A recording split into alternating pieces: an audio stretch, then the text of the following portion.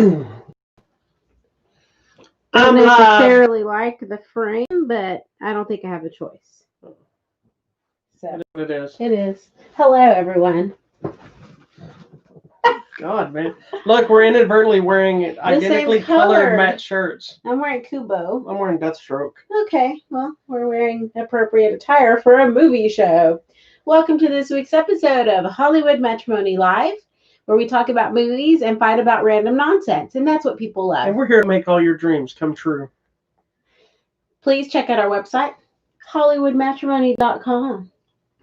Don't forget to watch us. Obviously, you're watching us right now. We're live on Facebook and YouTube. You can also find us on Twitter and on Instagram. We're going to talk about movies. Are you ready? Yeah, I guess. Okay. What do you want to talk about first? Let's first talk about the sad news of Wilford Brimley passing. Yes. That made me Uncle sad. Gus. For me, that's what I know What from Uncle Gus when he was on that TV show. I know it was Uncle Duvet from Hard Target. So we both know him as uncles. Uncle somebody. But that's why me and my brother call each other Gus, was from that TV show. Oh, so part of you died today. Yeah, it was really sad. Did you talk to your brother about text my brother. No, I didn't. So I need to text him and just be like, oh my gosh. But what was that TV show anyway that I'm talking about? On Golden Pond. I don't remember. But who knows? Anyways, what is yours? Yours is the Hard Target. Yeah.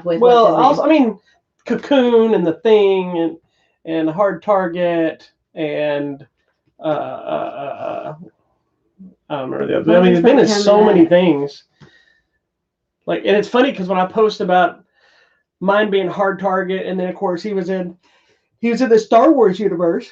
Oh yeah. In case you didn't know. I didn't know. Which is why I went to meet him at Texas Frightmare Weekend a couple of years back. Where was I? He is in the Ewok movie Battle for Endor. Oh. Okay. And I believe he might be the only. I believe he dropped an F-bomb in that, and I believe he might be the only person to drop an F-bomb in a Star Wars production. Wow, and they didn't say anything? I don't remember. It was a made-for-TV movie. And it's Wilford Brimley. Okay, yeah. So we're it was the 80s. Tell him no. There, look. That's the first thing that comes up here. What, Hard Target? Is your Hard Target? All right, it is. Oh my gosh. That's John Woo's first American film too. It's a very big movie. Okay, Our House was the show we used to watch. That's right. Our House. Anyway, so that was sad. Thanks for sharing that. We were hanging out, and I saw it, and I was very sad. So I was on a mission to find the photo of me and Wilford Brimley together. Did you say I found it? I posted it. I saw it. It's posted. But he doesn't look anything like him because he has a goatee instead of that mustache. He doesn't have his glasses on.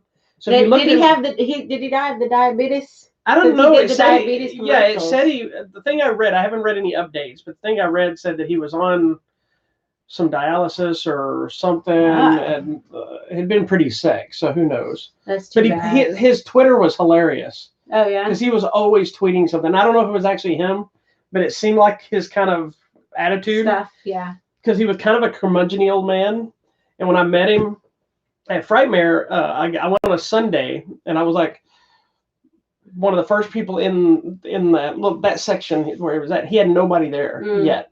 And so, because I was pressed, so I got in a little bit sooner than everybody else. So I walked straight over to him, and I was wearing my 501st shirt. And his first thing out of his mouth, he's like, "You one of them Star Wars guys?" He goes, "You're going to want that one over there." And he pointed, and sure enough, because I wasn't sure going if he was going to have any Star Wars stuff. That's funny. Especially being Frightmare, I knew he'd have stuff from The Thing and Cocoon and that kind of stuff. And he sure did. He had a couple of Star Wars photos, and even on his banner behind him, it had Battle for Endor. Cool. So. He knew his subgenre. He knew his people. And I talked to him. He was kind of grumpy. He was funny. But that's what you expect. Though, yeah, right? He seemed like. But see, from the movies and TV, I always expected he was like this fun-go-lucky guy. But then when I met him, he seemed like irritable that he was there. But in the best way possible. That seems to match. Yeah, but in the best way possible. Wasn't like you get some of the guys that just are asses like that. You could tell they don't want to be there. Yeah. He seemed like he just thought it was weird and was just too tired to be doing this. So funny. But it was funny. So rest in peace to the Brimley. Yes, for sure. Your battle with the diabetes is over. Yeah. And thank you for all the good commercials. The diabetes. We'll remember that. All right. So moving on. So we have a couple of different movies today. We have a wide variety of insanity. So I have one movie that's an old movie that's from Shout Factory. That I rewatched. I was hoping for us to watch together to discuss it, but I had to get the review done and you're lame. Yeah. So I'm going to talk about revisiting that movie. and you've seen it, so you might be able to, if you remember it much, you can still chime in. Yeah. And then we've got a documentary. And then we've got, I guess it would be kind of a romantic type film, give or take. Yeah. And then we have a bizarre film. Yeah, for sure. And what's funny is only one of them is brand new this week. Everything else is we're getting caught up, either behind or it's been on for a little bit. So what are you feeling? You want documentary, Shout Factory? Let's go. Let's go with this. I don't have my glasses on. We're gonna talk about a movie called The Secret: Dare to Dream. The one new movie we're talking about today. Yeah. Or brand new. It's new news, but I don't understand what I'm daring to dream for. Let's just say that. And what is the secret? Well, the whole know. thing was supposed to be talking about. I'm out there on this. Kind of the love horoscope kind of idea, and how destined to be together bullshit. You know, there's somebody out there for everybody. All this nonsense. You're my person. I believe you're my person. I don't think there would be another one. I don't. You would latch onto somebody so quick. I mean, if they had lots of money, maybe. Didn't even take. But that doesn't mean they were my person. You know how many different conversations I've been kicked to the curb or been discussing my demise that we've had? But you're my person. You are who I was meant to be with. Well, apparently it doesn't seem like I'm meant to be with you very long because you seem to be trying to take me out. Well, I'm not trying to take you out. You heard it here first, ladies and gentlemen. I think the fact is that women live longer than men, and historically in my family, all the women live to be in their hundreds. If she starts doing a show by herself and she goes, "He's busy today," you know what happened. Whatever. Okay, so I was excited because this movie stars Katie Holmes, whom I adore. I don't know why. I know you don't. There's nothing super in particular that's special about her, maybe, but I like her. I think she's adorable. I love her. I'm convinced she's a nice person, although I've been told in person she's actually kind of awkward and very quiet and standoffish. See, and to me, she always looked like she was one of those that she just came off like a bitch. Wow, really? Yeah, I felt so bad with her when she was with Tom Cruise. I was one of the free Katie people. You know what? As weird as all that stuff, that's the only time she seemed personable to me. Weird. But like I've liked her in a couple of things. Like I liked her in Batman Begins before they replaced her with Maggie Gyllenhaal. She was okay in this movie. Well, this is based on a best-selling book called The Secret: Dare to Dream. What? About the life of a Miranda lady, which is Katie Holmes, who's a widow dealing with all these things on her own right now. So she's got some problems.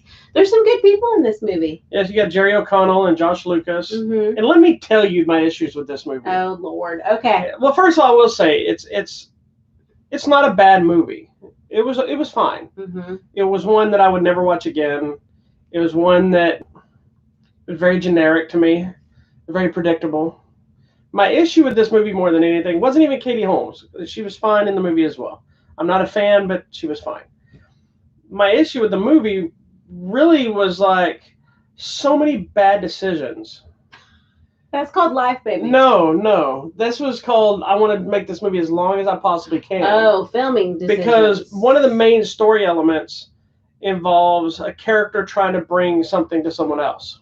And then it keeps getting put on hold. So it becomes kind of that silly, like every time the guy is about to kiss the girl and somebody interrupts him. Yeah. It's that mentality. But it's for no reason. There's no reason it's being held back.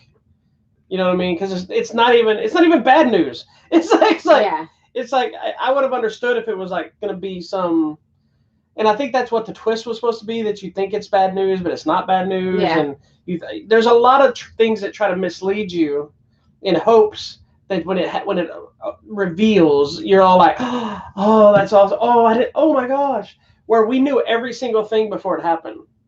Yeah. It was way too predictable. I mean, it was very predictable. I think that's one of the things, like I was getting it and I was kind of not really paying attention. And she's a dummy. I wasn't super paying attention, but I was like, okay, well, that's going to happen. Duh. Yeah. And of course it did. So yeah.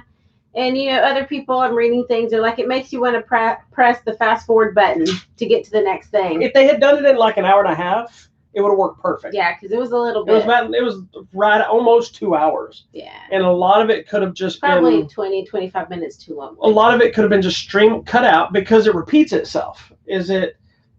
it's the same thing happens over. Yeah, and every over. time we get to the same thing, then something else interferes. So then we go through another rigmarole of life, And the other thing is a lot of character personality changes with no rhyme or reason. So like when the movie starts and we're introduced to her daughter, she's like the ultimate bitch kid. Like, don't make that face. You didn't like her either. I know. We hated her right off the bat. Yeah. And I think you're supposed to. You're supposed to. I'm sure the girl did a fine job. She's probably a lovely girl. But in the movie, I wanted to strangle her. Well, I think that's what we wanted. But there's this sudden twist where she's not like that the rest of the movie. Well, she has a conversation with someone. Yeah, but that's like, there's a lot of, like, she has a reason she's so angry. Yes. And it makes sense. I've been in that position where I've been angry for a similar reason. Yeah. One conversation doesn't fix that.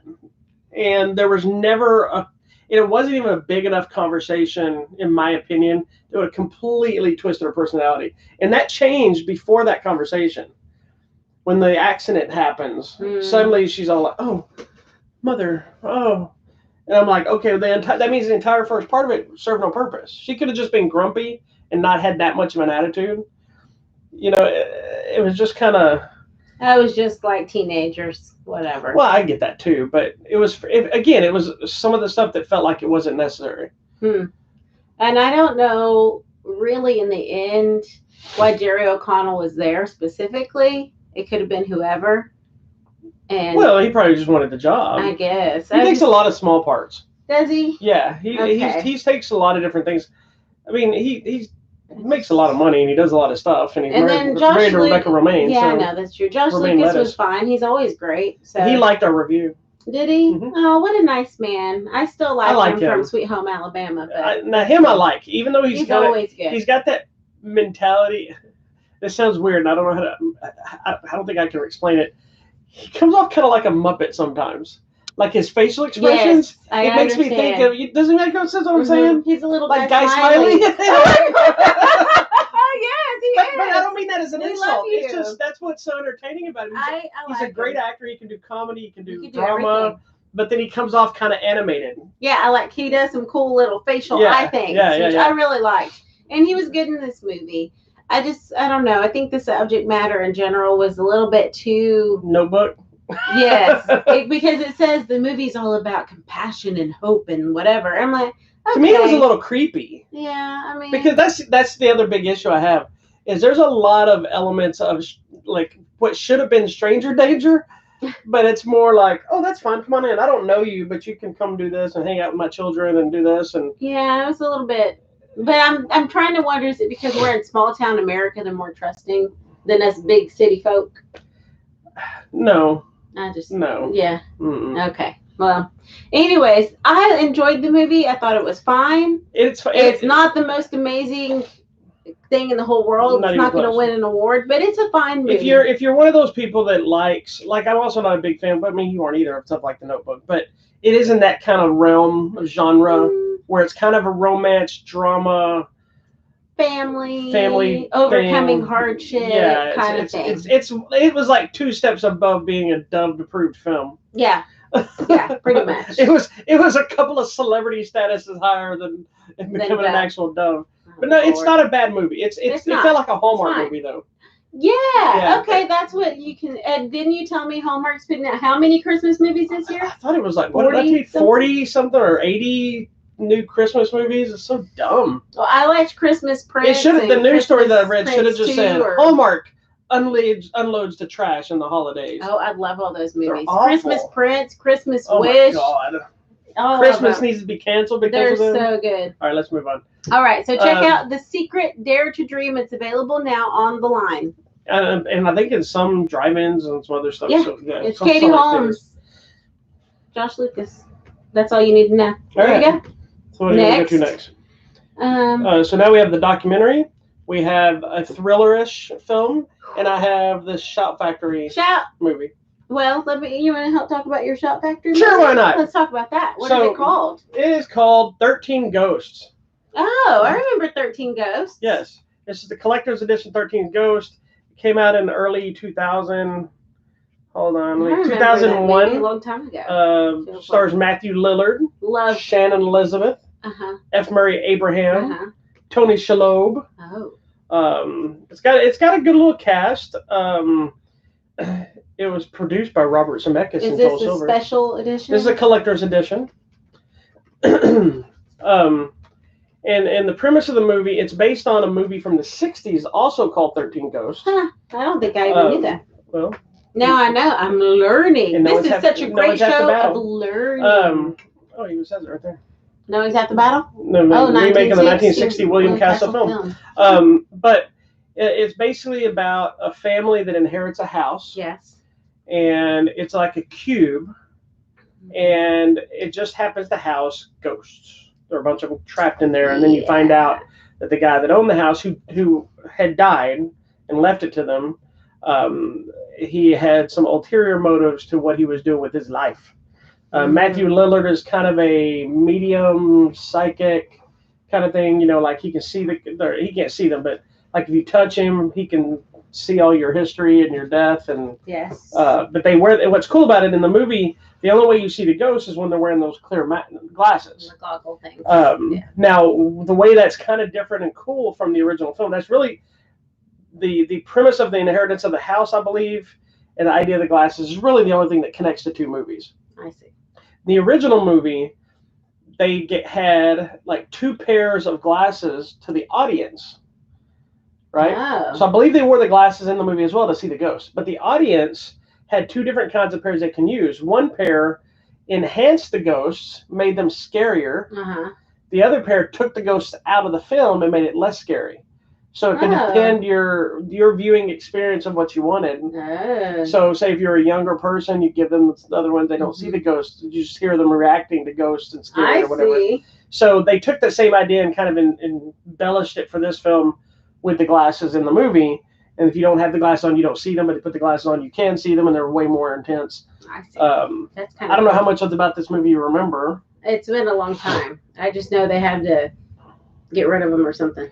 Well, they're trying to get out of the house. Make it through the night or something. Well, right? they're trying to get out of the house. So what happens is they inherit the house, then they find out there's some shenanigans going on, and then something happens that, like, all the house is like this glass house. It's Cuban. It's got all these runes and symbols and things all over the place, which are basically locking the ghost away in different sections. And somebody hits the section thing and opens them, and so now the ghosts are kind of running free. So then it becomes a free-for-all trying to get out of the house and get to safety and figure out, unfold why he had these ghosts in his house in the first place. And it's pretty gory, not on by today's standards, but it has like one of the best scenes in the movie to me is, and you might remember it after I tell you, but it's like this one character who's shady, so he deserves it. But he gets killed because there's like a door thing shuts and it cuts him in half. But it cuts him like he's facing this way, it cuts him this way. So he's standing there, and it's like this naked woman ghost with a knife and a big old chiches are sitting out, and she's coming at you. She's got blue nipples because she's dead. And because what happens when you die is anyway, I wonder if your nipples are going to turn blue when you die. I'm going to ask to see them. So anyway, the thing's stuck, and he's like, and then after a few minutes, his body slides down, and then you see the other half of him on the other side of the glass. You see the inside of his brain, and then that side slides down too. That's cool. So that's a cool shot. But the movie actually holds up fairly well. I think it's one that had like mixed reviews. I believe it was on one of Ebert's most hated films. Hey, he hated the film. Made a list. But here's the thing: is what it is a lot of the complaints when I researched it to see what people thought about it when it came out. A lot of people either were having problems with the seizure-like aspect because there's a lot of strobes in the sound because it's very loud. But it seems by design, it seems like it's supposed to be messing with your head because it gets so loud with the bass and the rumbling, and then it's got a lot of, and it's. I love it. And then the strobe lights are going, so like anytime you see the ghosts, a lot of them aren't a full-on just walking at you. There's some in those later in the movie, but it's a lot of like kind of thing, flashing at you. Yeah, so people probably got it's kind of movie this came out, they put a little sign out that says warning seizure. Yeah. Warning. And Greg Nicotero, yes, who works on The Walking Dead, headlines the Creep Show. He was the special effects guy on this movie. So that's why the effects are so good. Yeah. But I really dug it. I rewatched it. It holds up fairly well. Some of the acting's cheesy. Matthew Lillard is just out there.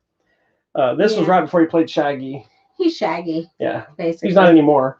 I know, but in real life, I feel like that's just his personality. But this I know, is which was surprising they didn't bring him back. well, and it is because he's been doing the voice of all the cartoons and everything ever since he started the movie. Yep. So, but anyway, but the 13 Ghosts Collector's Edition from Shout Factory. Shout!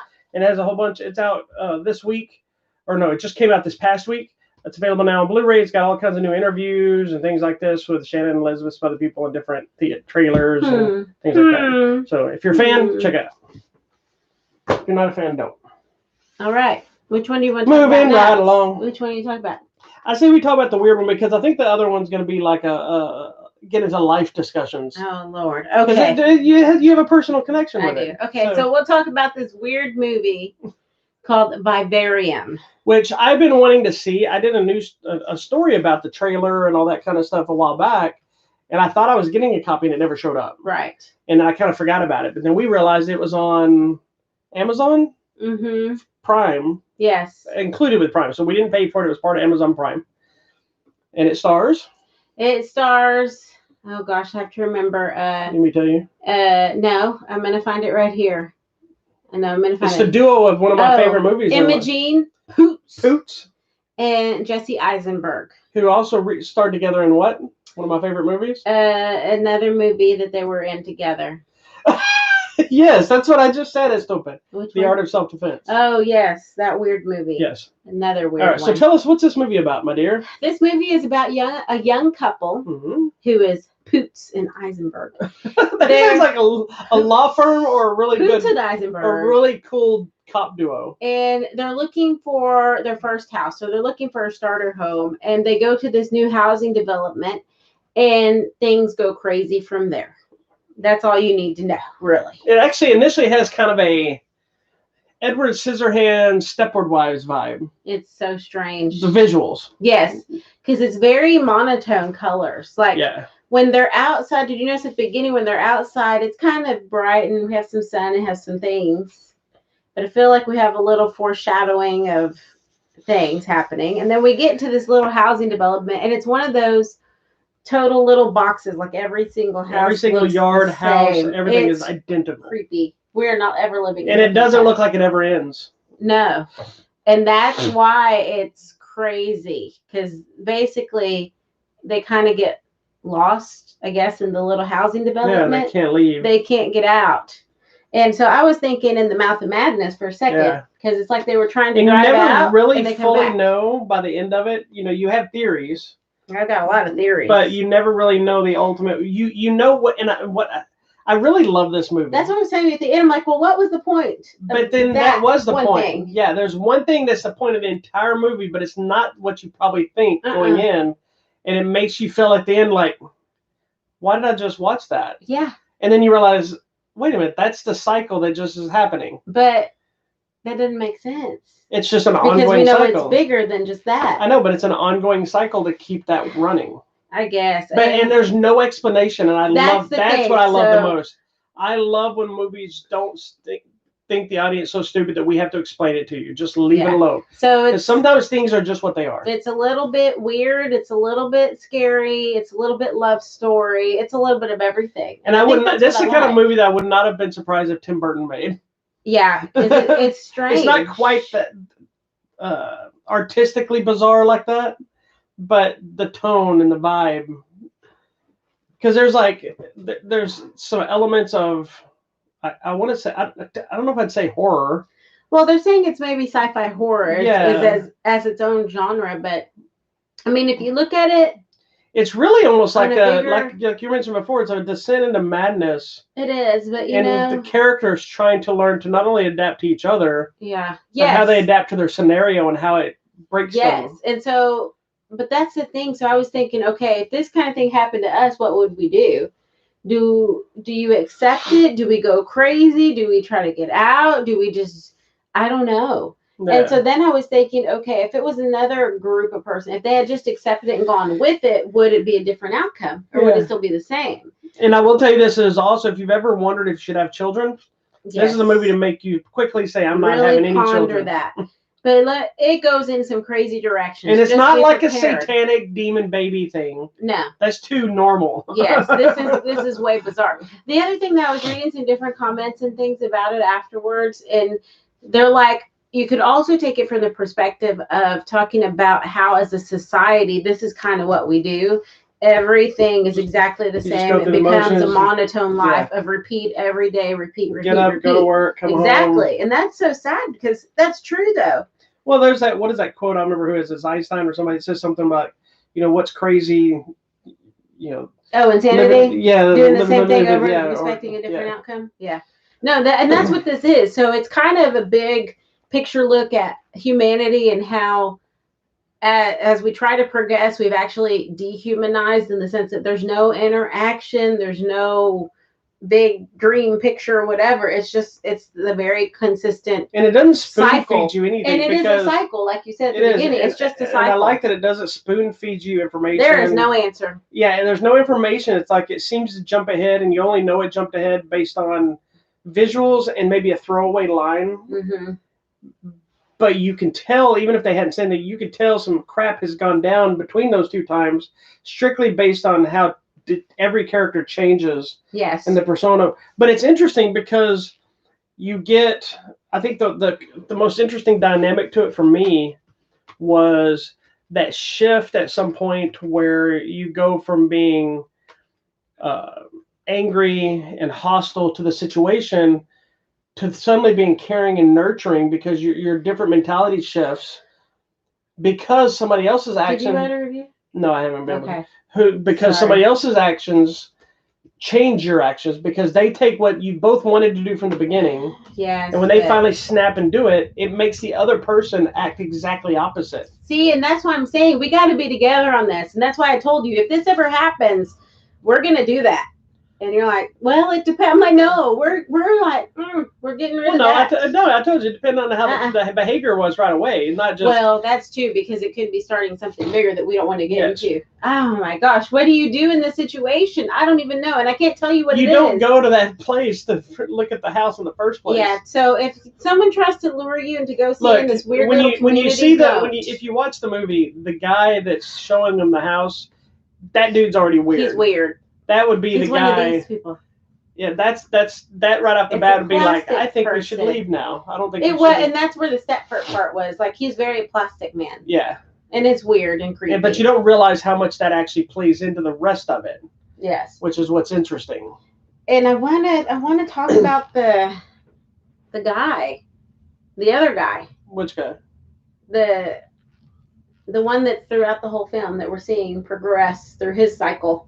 So, because that's the thing, it's about life in general cycle, and it's interesting, like the sun plays a very important thing in the cycle, so we're trying to follow the sun, but then we have the cycle of these two people trying to do the thing, and then we have the cycle of the other dude and what he's doing and how they all interconnect. So I'm imagining all these little Venn diagram circles. Well, and that's how one person's journey affects everybody's journey. Yes. Which starts off as one person's journey and it ends up becoming someone else's journey altogether. Yeah, it really is. That's what you think. You think you're following one person, and it's not. Yeah, even about the people you think you're following. And it's not one I would even say there's twists and turns, because you can kind of seeing it unfold as things move forward. You kind of be like, oh, it's creepy, but it's just so bizarre. It's creepy. It's not gory. It's not scary or anything. It's just weird and creepy. Now, to me, it was weird in the best way possible. The one thing that was interesting to me, this is random, but it's the food.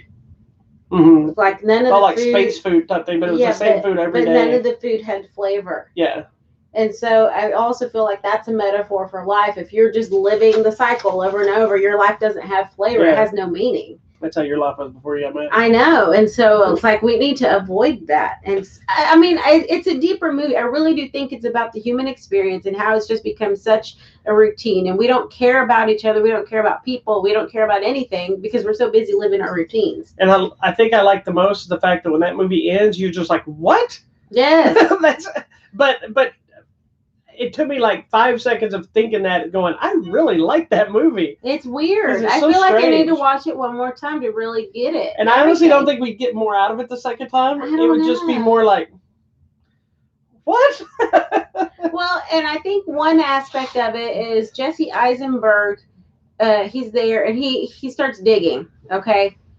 And I feel like that was also the metaphor for people like you're working yourself to death. Well, there's that, and then you're digging your own hole. He's digging his own hole. Yeah. He's just digging deeper and not really getting anywhere. So I felt like that was like your little hamster wheel thing. Yeah. And then Eva Jean Poots is just, I think she's just trying to get through it, you know? Well, that's kind of what it seems like initially. Is they both just wanted to say, okay, let's just do whatever we have to do to get out of here. Yeah. Follow it. And that's what I'm saying is she takes on like a motherly role, even though she was like not. Yeah, not at all. Long before that, she was so against that.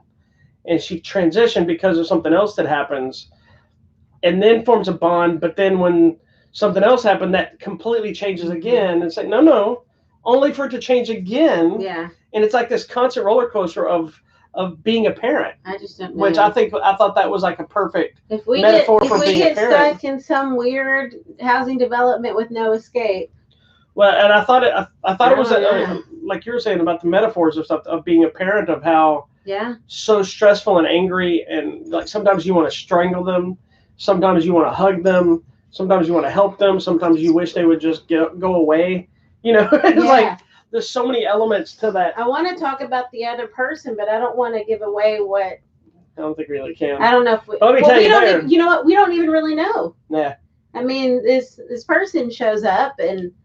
It's very odd and very strange, and they're up to something, and we don't really understand what it is.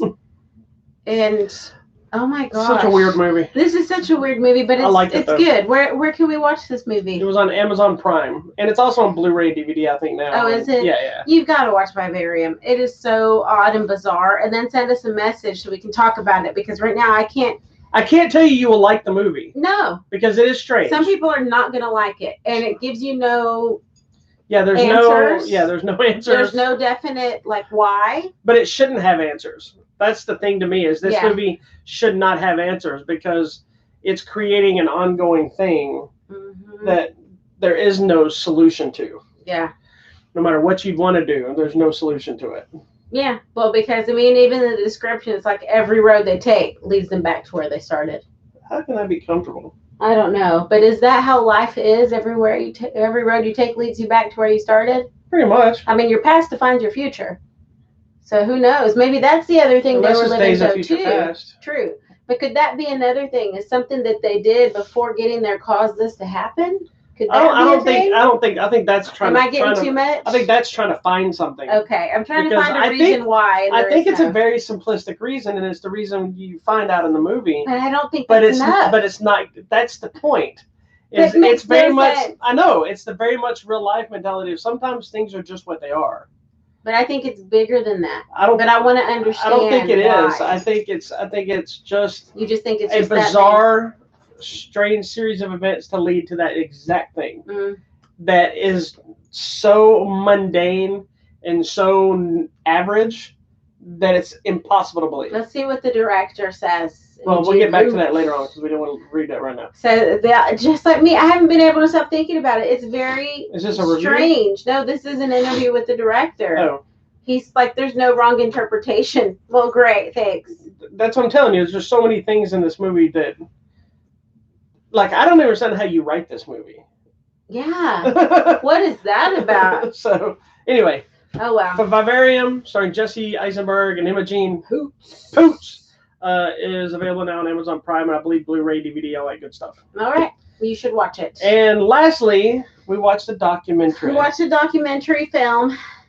And what is this movie called? Mucho Amor. The story of Walter Mercado, or something like that. Yes. The life of Walter Mercado, or the search for Walter Mercado, or whatever it is. Yes. So, a little backstory about this funny aspect. So, I knew of Walter Mercado from the commercials. And then I realized after we watched this movie that I heard him on Howard Stern, and I didn't realize it. I didn't know the thing. But when I saw the documentary trailer, I was like, I know that guy. You know, and then when we watched it, when they showed some of the commercials for his program, I'm like, okay, that's what I clearly saw some of those advertisements. Mm-hmm. So I throw it out to her and said, hey, honey, you know this guy? He's Puerto Rican. Yes. Right? Yes. He's a Puerto Rican, guy, and he's very flamboyant. And I'm like, we talk sometimes about her different characters she grew up with on TV and stuff in the Spanish Telemundos and all that kind of stuff. So I thought at her, I'm like, honey, did you see there's this Netflix has this documentary on Walter Mercado? And she goes, oh, no, he's a witch. And I'm like, what? So then spawned two things. One, I needed to hear the story of the witch story in their household of Walter Mercado, but also that we had to watch this movie now. Yeah. So please tell our lovely audience who Walter Mercado is and why you were not allowed to see him when you were a child. All right. So basically, he was an actor, whatever. Singer, dancer. Whatever. He's everything. But what most people know him from is he was basically like the Dionne Warwick of Mexicans or Hispanics. Is that like an astrologist? He was like an astrologer thing. He had the 900 number. He did his weekly program giving you your astrology sign of the week or whatever your I know what the sign is, but what is it called? Your horoscope of the day or the week. These are the things that he did. Yes. And he's super flamboyant. He wears these big, luxurious Very capes. Liberace-like. Very Liberace. And so... And like Liberace, I don't think he ever talked about his sexuality. Never talked about any of it. So until... And that's fine. Liberace died, I don't think a lot of people didn't know a lot, or until he got AIDS, a lot of people didn't really... People knew, but it wasn't public. He never said, I'm gay. That. Yeah. This is the same thing with him. He never talked. He never talked about it. So... in my house, we didn't do astrology and horoscopes, and I think because of his flamboyant nature, my family automatically decided he was just an evil, bad person, because they're super conservative Christian religious people, and so we were not allowed to watch him, and we were told it was because he was a brujo, that he was a witch and he was bad. Okay, because we don't do astrology and all that, because all that is of the devil. Okay, that is the silly, dummiest thing I've ever heard. It's of the devil. But just and let me tell you, it was seriously ingrained to her about this, because a lot of people hear things like this. You grow up and you kind of get over it because you see it for yourself. No, I don't give over. I believe it. And you kind of be like, okay, he's a whack job, or he's this, and he's probably evil, but that's a little silly now. Just the fact that right out the gate, you're like... My phone is ringing. Oh, my gosh. Is it interrupting the show? Hold on. I don't think so. I think it will. Hold on. It's on the... Just right out the gate, he's like, that you were just... he's a witch. Like, you didn't even skip a beat. Like, well, he is, and that's what we were told. Well, he really wasn't, because now that you've seen the movie... Okay, before we get into the documentary... He's a crazy person. She's on Pete. That was my entire leg with your gigantic thigh. Now that you've seen the movie, forgetting his flamboyant, his weirdness, we know that part. What is your perception of him now? He's a shyster. He made a really good living being very dramatic and presenting something that's really nothing in a very dramatic manner. That's what I think. I really think he just made a living off of poor people's belief on the signs or the astrology or whatever, because I don't believe in any of that. Personally, I mean, if you do, that's cool. But yeah, I mean, I think he just made money off of these people. So do you still think he's a witch? There's something. I love this. She's like, there's something that's not right with him. But do you think it's witchy, or do you think it's just he's a weirdo? I think he's a weirdo. Or was a weirdo. He was. I mean, he's no longer on the planet. Okay, so but how much?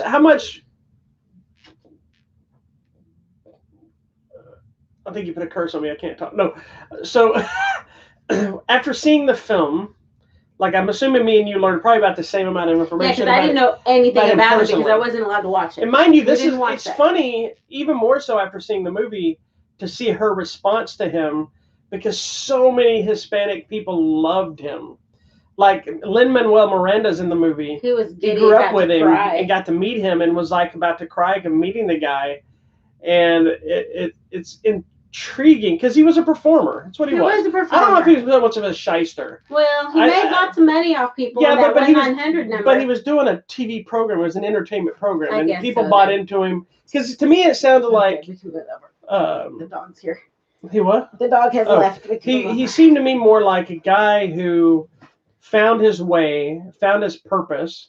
Well, and that's what he was saying. He seemed like he just wanted to spread love and happiness. That's what he was saying. He's like, I wasn't really using the 900 number to make money. He goes, I was trying to give hope and love and whatever. One just came with the other. Yeah, I don't know. And then he also seemed like a fairly godly person from a standpoint of belief. Well, here's my issue Not necessarily, with that is he was mixing everything together. So that means he was a spiritual person. Okay, well, he's very much Russell Brand. Yes, Russell Brand's also confused too. Russell Brand's not confused in any shape or form. Russell Brand looks at the ideologies of the different things and sees how they all interconnect. Well, everything's in the spirituality of love and peace and happiness. Things. And instead of saying, okay, you're bad because you believe in this, it's all the same. But that's what most religion things do, is they say, if you're Jewish, you're bad. If you're Christian, you're bad. If you're Muslim, you're bad. If you're a Baptist and a Catholic, then one of you is bad, the other one's good. So they all segregate themselves based on the differences of interpretation of a book that man wrote. I know it's the Word of God. I'm just saying it was written by a man. No, it was inspired by the Holy That doesn't Spirit. matter. No. It was still written by man, and it's Yep. interpreted because there's no one here today to say otherwise. So it's interpreted. It's never been updated. No, it didn't need to be. But there's a lot of things that don't fit the narrative of how life is now. Yeah, it does. No, there's a lot of elements that come to play that life is not the same as it was like this. It's the same way as like certain gun laws or certain laws. The laws were based on the time period and how things were, don't fit today. I'm not saying they don't fit life. They're just not always interpreted the same, but every person interprets it different. And I think McCullough, whether it's part of his flamboyantly wild, weird act up till the day he died, then I give him major props for holding character all the way up, but I think that's who he was. I think it was just about the spirituality of love and peace. It wasn't about praying to this guy or praying to that. Huh? And making money. Well, yeah, obviously he loved his money. Did you do a review for this? I did not. Okay. He obviously loved his money. Oh yeah. but I think he loved. It's very much Liberace-like. Who it wasn't about being rich.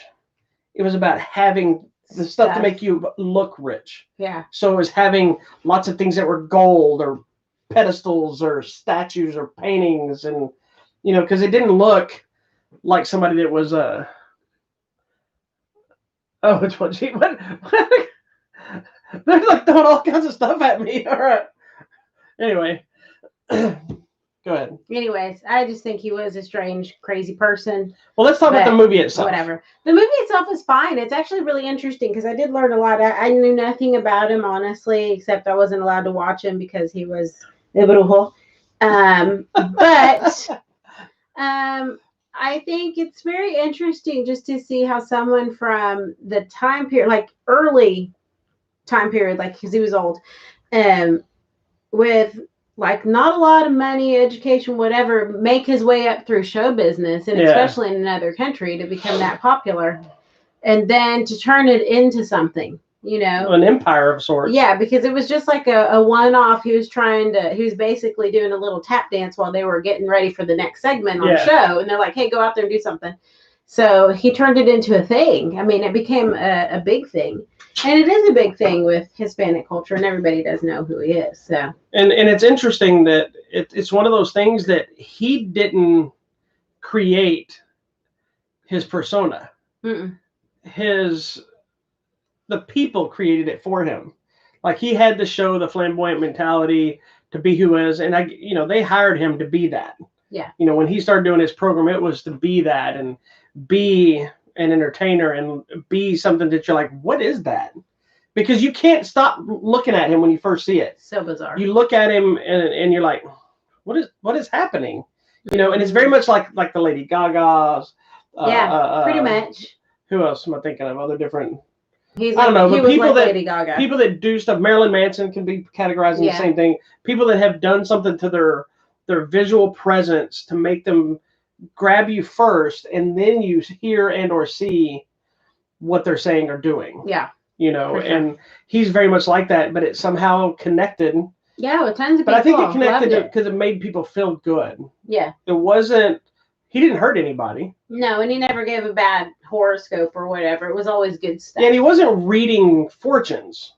He was doing horoscopes, which is kind of a generic thing. So you never really had to connect to you. Yeah. He connected the audience, and if that connected to you, then cool. By all means, And it's like I'll read my horoscope now, and I'm like, all right, that doesn't sound anything like me, or Yeah.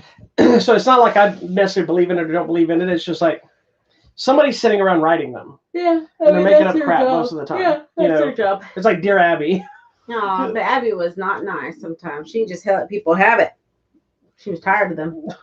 Anyways, it's an interesting documentary. You will learn a lot. And it's sad on how people had taken advantage of it. Yeah, no, that part was sad, and it's interesting. Like, that's happened to tons of people, even musicians and stuff we know, where they don't have their own rights to their stuff. I'm like, how is that possible? But you need a good lawyer for that. Anyways, it's really interesting. I know he's a symbol for different things in different communities, so I get it. I mean, I understand it here. I don't get it here because I can't connect because I was not allowed to connect. So I have a wall. But there is another very big connection that Walter Mercado has to your family. Oh, what is it? I don't believe this. This is you. You laughed at the end when you noticed it too. What is it? Well, because they mentioned it. What is it? His hair. What about his hair? My mom's hair kind of looks like that. It's the same. It's not the same. It's a little bit different. They have the same color. It's the same It's a little style. bit different. It's a little bit different. But that's what they were saying. He became like your grandma, that everybody looked like that. She lost it because I had made a joke earlier while we were watching. I was like, his hair looked kind of like your mom's, and we laughed, moved on. And then they made that statement. I thought she was going to pee herself. She was laughing so hard about it. But anyway, it's actually a really interesting documentary, whether you know who he is or not.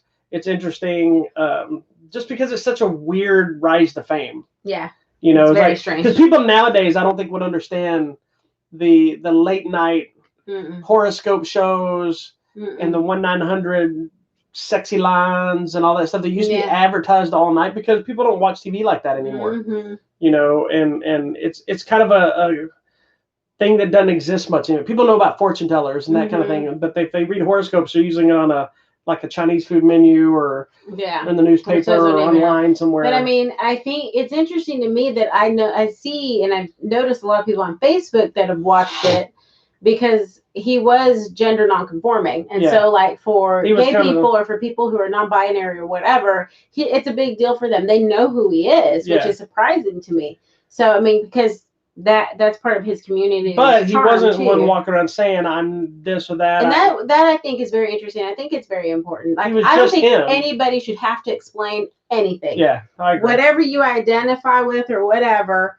your political view is, or your religious view, or what, you shouldn't have to explain yourself and defend yourself. You should be able to just believe what you believe. The problem is, and I want to give props to anybody that's watching the show that may be friends of mine on Facebook. I want to give props to a lot of people that I know right now, because it's a case of we can't have conversations most of the time anymore, because it always turns into a fight. Oh, because somebody has to prove their point, or they have to bash somebody. So I posted something like at 2:00 in the morning before I went to bed last night about forget either side of the thing going on. And I was very generic, not necessarily talking about coronavirus, not necessarily talking about politics. I'm just like, with our current situation, there's so much misinformation in the news on both sides and stuff. I was like, I just want to hear people have a respectful conversation, but I want your opinion. I don't want you to share the video that proves your point. I don't want to hear you bashing this person for this person. Just share your thoughts of what the end game to all this is, or what you think it is. And I've been very surprised, as I've had a lot of comments on there, both sides of the Trump, no Trump, I believe in Corona, I don't believe in Corona.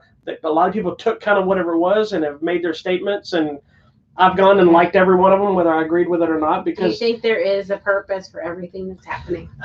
Yes and no. I think my personal opinion, the whole thing is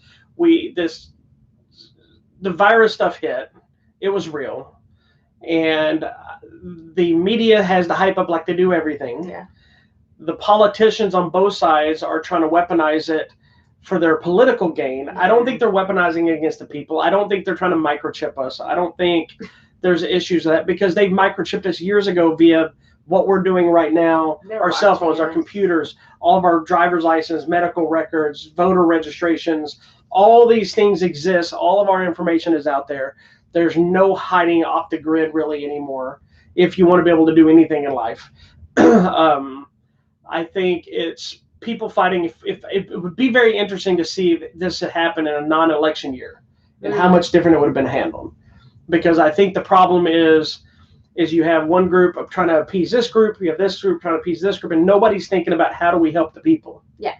And that comes down to the politics, money, and the news want to have the good news story. They don't want to just share the good news. They need to share something dire. They need to share stuff that's going to be engaging. Engage. Thank you. So I think the end game right now is about the election. I think all the stuff about the fake cures, the real cures, the corona being fake, masks work, masks don't work, I think all that is nonsense. I think they're trying to work on finding a cure for it. I think there's designated amounts of testing that needs to be done. I think the stuff that's been popping up with the hydrochloroquine may very well work. I'm not saying it doesn't, but I also know that I had read that it hasn't been placebo tested, whatever, which means you can't legally put it all out there. Because I believe most of the doctors that are using it and treating it are doing it illegally because I don't think it's been approved. Oh. I don't know if that's legal or not. I'm just throwing the word out. But I think the biggest issue we have in this world is too many people have a voice that shouldn't. And it's sad because we all deserve a voice. Yeah. But there's too many people that use that voice for evil. So if you want to say it that way, it's about fighting. It's about proving you wrong, not finding a solution. So that's me. What do you think? What do you think the end game is? Not the Avengers. My personal belief is I think this has shown a light on how we as human beings have gotten away from common decency in caring and loving for one another. For me, on a spiritual level, I think it also shows how we have, as a people, have gotten away from our core belief systems, whether that be God or whatever you believe in. I think if we went back to that, that would make us better people and make us better equipped to deal with each other and the issues that we face as a people united against whatever it is, instead of having all the division. And it's interesting to me that Corona, Black Lives Matter, election, politics, all these things are happening at one time. I feel like if it was one thing at a time, we would have been better equipped to handle it. But now that we're seeing it's multiple things happening, I don't think we even know how. And unfortunately, I don't think we have the leadership in place to handle it. I don't think we have leadership on either side. Anything. Yeah. And I think that's kind of sad. And it's reminding me of all the trips we've been to all these other different countries where truly government's in control. Like here, we're like, oh, the government's trying to control me. You don't know what government control really is. People that live here that have never traveled or have never lived somewhere else, they have no idea. Yes. And I'm not what saying, government control and actually then if is. I say, oh, it works better in another country, then you're going to think I'm socialist or whatever. And I'm not. I'm just saying it's different in different places. And I feel like because of that structure they have in place, they're able to handle things. Well, and here's the thing is, like my family's still in quarantine. Like in Guatemala, everyone's in quarantine. Like, and they have a curfew. They have to be at home at 6 p.m. And if you're not, they put you in jail. Well, and like my friends in Singapore talked about it, about that they're required to wear masks, and you have to wear them in the car. But you have to just wear do it. And they were like, okay. And their numbers are down. Everything is getting safe. Everything's back opening up. Everybody there is just such a more cooperative society. Well, and you can look at it in two ways, because most of the people that will argue your point are going to say, they're going to say, well, it's because they forced them and they're under their thumb. Okay, like, well, that's fine, but they also want to live their life. And like, there's one little meme thing that I saw. I always thought was funny. I think it was about Norway. I was like, how did Norway not have numbers to spike like this? Said because we listened to our scientists, we went around masks and did whatever. Exactly. Remember when we were in Bangkok? This is so not related. Well, it kind of is. Remember, we were in Bangkok, and when you're on the train station, there's these little footprints, and you put your little butt on these footprints, and you stand there and you wait, and everybody exits first, and then you move in. There's none of this shoving. And in the U.S., everybody shoves. Yeah. Why do you have to show? Well, and at the same point, that's the whole idea. Their society and their culture is set up to be much more caring and loving of each other. And we can't handle that even when here. they have disputes, like while we were there at one point, there was a labor dispute going on, and I'm talking blowing up stuff, people with pitchforks, there was super rioting, igniting. But they had, I believe it was the king's birthday. Mm-hmm. Everybody stopped because it was the king's birthday. They said, basically, everybody pause your rioting today. It's the king's birthday. Everybody stopped their fighting. They stopped their protesting. They had the day, and then the next day after that, they went back to the we writing. went to the movie theater random to watch a movie. Yeah. And it was the king's birthday, so they started playing the national anthem. Well, I think that was every time though, but it was weird. And we're like, okay, I guess we stand up. So we stood mind up. you, we went to see Thor: The Dark World in Thailand. Yes, and we're sitting in the most beautiful theater ever. The second one was the one that was really super where they nice. had the snack bar. That was the second one. That was when we went and saw snack bar, and then they bring what you. What did we see when we were in Thailand for that one? I don't know, but we bought the special ticket, and the first one we went to is the one that actually had the lounge room. Yes. With the buffet thing. Yes, that was nice. It had like little sandwiches. No, it didn't. That's the one where we bought when we saw Thor. That's the theater. They had you pick your flavor popcorn. Your popcorn drink, and it was ready at your little table recliner when you got there. And your drink and your popcorn. The second theater we went to when we were back there, that one had a VIP room buffet thing. With a full buffet of snacks and salads and whatnot. And then you go in there and but the seats weren't as nice in that theater. No, but I was eating all those sandwiches. Yeah. But mini sandwiches. I like free food. Anyways, I'm just saying different societies in other countries are more respectful of each other and of their government and of everything that happens. And I wish we could get to that point. People here want to be free. I want my freedom. And you know what's sad? One of the only times that I can really remember in recent history that we were that government was on 9/11. Yeah. It was when everybody came together because holy crap, we're being attacked. Yeah. Let's work together. We came together. There was all those stories about people coming out of the rubble and covered in ash, and we're all the same color now, and everybody unified, and everybody around the United States was like, we're going to get through this together, and hey, take off your shoes at the airport. Okay, let's do this. Whatever will make us safe. But now we're back to don't tell me what to do. And part of it, again, like you mentioned, is leadership on both sides, but love him or hate him, we have a leader who isn't consistent. I'm not going to get into the bashing of anybody, but he's not consistent in the way things are handled, whether it's he tries to appease to the group of people he wants to appease to. Yeah. And then you have the other side that they're trying to prove he's wrong. Then you have the other people trying to prove why they're wrong. Then it's all corruptions and this, and nobody's solving anything. Yeah. It's like two people having a fight, but never solving the problem. Over and over, and nothing happens. Which usually ends in like a divorce or a fist fight or somebody in jail because nobody stops to say, why do we keep having this fight? Maybe we solved that problem. Yeah, you got to fix the problem. And I don't know if we're equipped and capable to do that right now. It's kind of scary. Well, we're not going to, as long as there's still people that are so adamant to not care about other people. Yeah. And that's where we're at. Where if anything else, our politics, the racial issues, the pandemic has essentially proven, sadly, how selfish and how little people care about everybody else. Spoiled brats. Well, we are now too free. Yeah, we are. It's too much. We need to rein it in a little bit until we learn our lesson. I mean, it is like parenting, but what I was thinking though too is people here have never really had to suffer anything. So it's like it is a spoiled kid. When you give your kid everything, they don't know how to do anything on their own. Even poor people, like you see poor people in other countries that don't have the welfare idea. And don't get me wrong, I'm not saying I know she's not either talking about people that are struggling or that have been homeless. I mean, that's suffering. People. But when you're homeless in some of these other countries, it's like you guys. The fact that there's no support, there's no food kitchens, there's no social securities necessarily. Let me just tell you, the fact that we have running water is a luxury. I have lived with my family in Guatemala. I was there for like months. I think the longest I went was like 5 or 6 weeks. Try living without running water. It's completely different.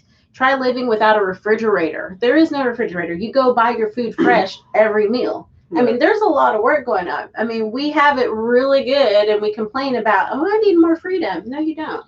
Well, and the problem too is we've now shifted to the point of everybody's so spoiled. Freedom means we don't have to listen to law. Yes. And I think And that's where the that biggest point, that's a disconnect is, scary because thing. you don't have to agree with the laws, but that's when you need to go to your Congress, or that's when you need to, let's go do vote the right, for something, the or right you go way. through petitions or whatever, whether you think they work or not. Yeah. There are certain ways to get laws changed, whether it's a protest or whether it's a peaceful protest. We don't agree with the violence and the looting and all that stuff. That's a little much. But there's always those I can radical people. understand But too. when you don't listen, much. something else has to be elevated.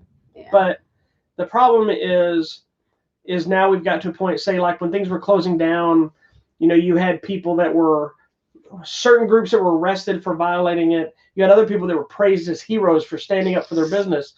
And I thought it was horribly sad for anybody to have to shut down and lose their business. I'm not saying I necessarily agree with all of it, but if the law says you can't, then I don't have sympathy for you from that standpoint when you break the law. Yeah. You've broken the law. Mm-hmm. If a police officer pulls you over for speeding and you're only going, like, I only went 1 mile over, you still broke the law. Yeah. So even though it's probably not right, there should be a grace period. They should have given you a warning for that kind of thing.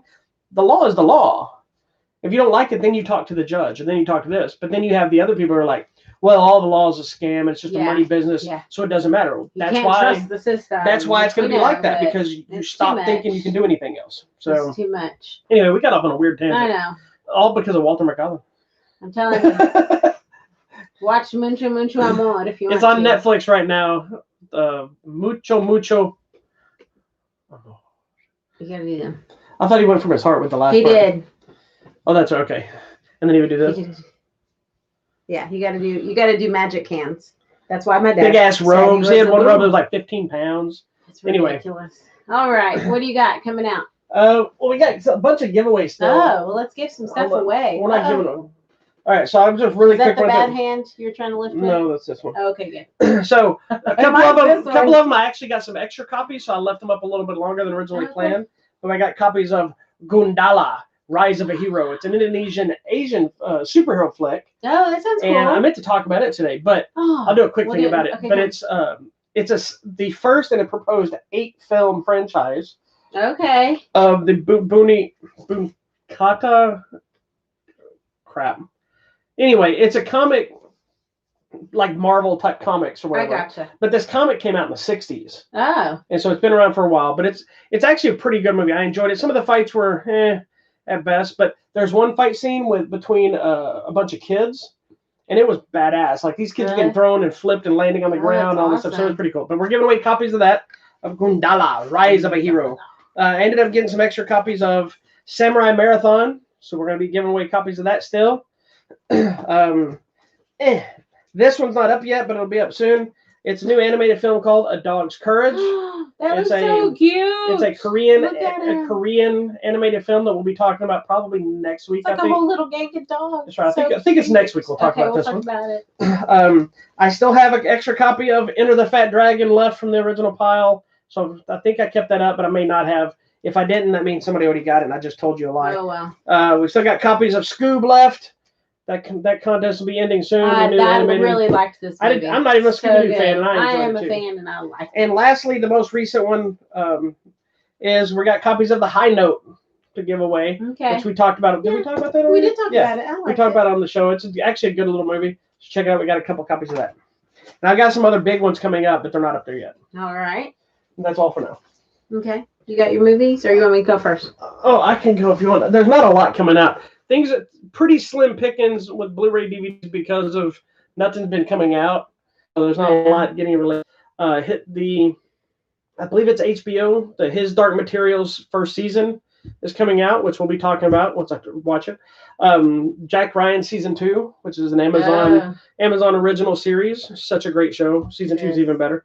And that's pretty much it. There's a few others. There's a movie called Swallow, which is about this lady that just eats things. Oh. It's like one of those hoarder things, or a compulsive eater. Yes, because like in the things she's eating like a thumbtack. Oh, it's like eating weird shit. It's kind of it felt like it kind of looks like that movie Secretary, but with some weird fetishes and that kind of stuff. Yeah. All right. And there's a bunch of random stuff coming out, like nonsense. That's it. Go ahead. Okay, coming out this week. So there's random things coming out. So on Monday, tomorrow, video demand digital version of The Fugitive with Kiefer Sutherland. So I guess go watch that. That's interesting. Tuesday, we have a movie called Red Penguins. It's based on a true story, and it makes absolutely no sense. There's strippers, there's bears, like literally live bears, and it has to do with some kind of Russian hockey team. Yeah. So bizarre. If there's bears, it's usually something Russian. Starlight, also on digital, something about a teen pop star, no idea. Video on demand. Also, Senior Love Triangle, an 84-year-old charming Marilyn Mason, delusional World War II veteran who's falling in love with two elderly women. Okay, something called Love Flower. Don't know anything about this movie. Then this is Thursday, the one I can't wait for the most. I know you're waiting. It's on HBO Max. It's called The American Pickle, and it stars Seth Rogen and Seth Rogen. Seth Rogen times 2. An American Pickle. That's right. Because he falls in a. It's about a guy in the 1800s that falls in a vat of pickles and is preserved because he gets pickled. He gets pickled, and they condemn the factory. And then he wakes up 100 years later and meets his great whatever Seth grandson version. But from what I was listening to Seth Rogen talking about it, from what it sounds like, it is as funny as it is, or as much of a comedy as it sounds like it's a little heartfelt. It is. It seems like somebody really trying to find their way in life. It just seems stupid. Yeah. So, but I mean, it's a Seth It's a stupid premise that seems to be. And I have a lot of stuff to talk about that interview that he talked about. It's very interesting. Oh, yeah? Not about just a movie, but also about him making movies and his outlook on making movies and stuff. So I'll talk about that next week. Cool. What was the other one I was telling you? Oh, we also have a movie. Oh, hold on, I'm not done. Oh, sorry. There's 10. That was just Monday, Tuesday, and Thursday. Coming out on Friday. We have something called The Blackwater Abyss. It's about a group of friends in Australia that go into a cave. That already tells you it's bad. Something called Made in Italy. It has Liam Neeson. That's the one with him. That's not what I thought it was. Yeah. Yeah, but where he has to find his son or whatever. Okay. Video on demand, digital. She dies tomorrow. I know of that one as well. I don't even know what that's about, but Amy's life is about to unravel. The Secret Garden. Colin Firth. I know about that movie. I'll be there. The Tax Collector. This is the one with Shia LaBeouf, where people were all upset that he's in he's a cholo. He's a cholo in this thing, but it has nothing to do with that at all. We just watched it right before the show. You need to watch this movie. It is very good. We'll talk about it in detail next week. George Lopez is in it. Watch it. But not normal George Lopez. And the main guy is Bobby Soto, who Bobby is talking to that Bobby. I'll be speaking with him tomorrow. Okay, something called Max Reload. You can watch this because I have that. And the Nether Blasters. That sounds like it's It sounds strange, but I don't even know. Sam in limited release. Don't know what that is. I have a screener for that if you want to watch it. Pay Dirt. Which one? Pay Dirt. Pay Dirt. We're gonna watch that. Val Kilmer. I will watch it because Mercedes Kilmer. I love Val Kilmer, and we need to watch him while we can. And I'm supposed to be interviewing Mercedes Kilmer. Is that his? I believe it's his daughter. His child. Okay. Another on digital. I Used to Go Here. I don't even know what this is about. 35-year-old writer, I don't know, reunites with an old crush. Something else there's tons of movies coming out on digital. Waiting for the Barbarians. It's Johnny Depp and Robert Pattinson. I'm in. I have no idea what this movie is about, but I'm there. Waiting for the Barbarians. Oh, yes. Johnny Depp, I Robert know Pattinson. that. Okay. Yeah. Boys in the Woods coming to Prime Video. It's a group of friends competing for the Duke of Edinburgh Award. Don't know. Okay, The Burnt Orange Heresy. Don't know anything about this, but we're going to watch it. Out Stealing Horses. We're going to try to watch. Has a Skarsgård in it. I know. Oh, I'm supposed to interview him. Yeah. So we're going to watch that. I had that movie too. Below the Fold. We'll watch that. We need to watch Tijuana Jackson. She vanishes from her home, and then 10 years later, they detail the truth of her. Are you doing this by yourself now? What's happening? Okay, digital, How to Fake a War. Don't know about that. Also in digital, The Life of Music. It sounds interesting to me about somebody in Cambodia. Feels like you're reading the entire Bible today. And then also in digital, Cream, America's only rock and roll magazine. About the 1970s. Good Lord. There are a ton Did you of read movies. the entire internet? No, yes, because that's all the movies that are coming out this week on digital or video on demand. Anyway. HBO, Prime. I'm going to try to watch There are Tijuana things to Jackson watch. before next week, too. I do want to watch Tijuana Jackson. It sounds really interesting, kind of uplifting, and a funny name. It's funny, at the same yeah. time. It's funny comedy. So anyway, all right. Whew. Tell your spiel. Thank you so much for watching this week's episode of Hollywood Matrimony Live. Thank you for watching us live on YouTube at Hollywood Matrimony, Facebook at Hollywood Matrimony. Don't forget to find us on Instagram at Hollywood Matrimony and on Twitter at Hollywood Matter, MATR. Is it my turn now? Yes. Okay, fair enough. Hi, fellows and ladies and germs.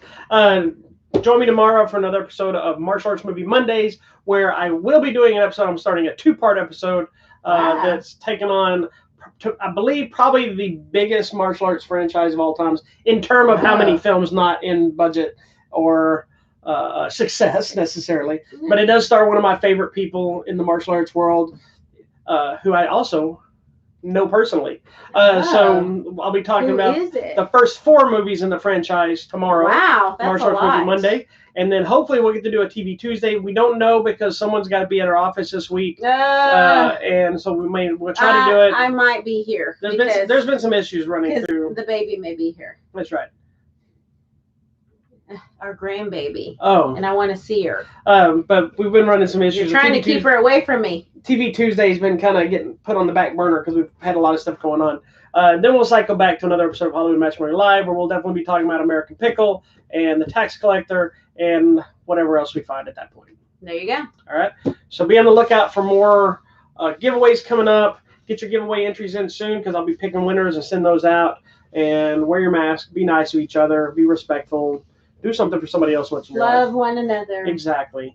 Be nice. Even if you don't agree with them, be respectful. Just be nice. It's not that hard. It's not. All Hit right. the subscribe buttons. We love you. We'll see you next time. Peace and love. Gotta walk around the dog.